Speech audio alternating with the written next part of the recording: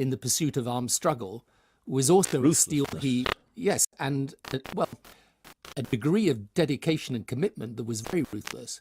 But that same determination was then brought forward in the peace process. So the character of Martin McGuinness, in one sense, did not change. That steel was always there, but once he decided to deploy it in pursuit of peace, he did so with a lot of courage and a lot of leadership. And I remember we had the first really proper meeting we had was in Downing Street, in the cabinet room, and I remember Martin coming in with Gerry Adams, and they sat down very heavily at the cabinet table. Then Martin looked around and said with rather heavy irony, so this was where the damage was done, meaning the partition agreement in the days of Lloyd George, to which Jonathan Powell, my chief of staff, replied with a smile, "By damage, I thought you meant when you guys lobbed the mortar through the windows of Downing Street in John Major's time."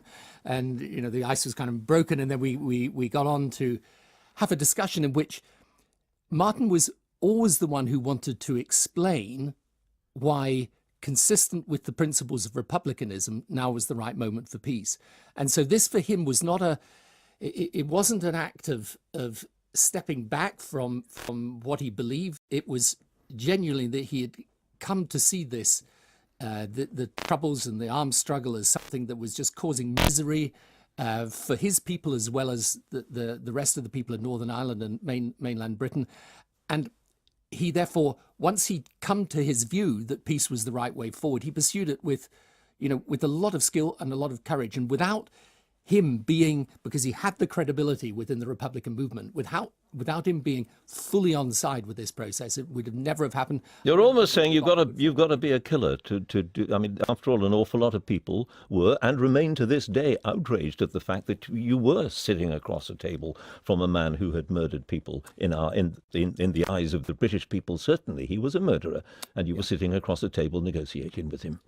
Yes, absolutely. That was the attitude of many people, and in a way, you only make peace with your enemies. So the people that have been engaged in war were those engaged in peace. But I think the quality of strength and determination that made him such a formidable foe during the armed struggle was also what made him such a formidable peacemaker later.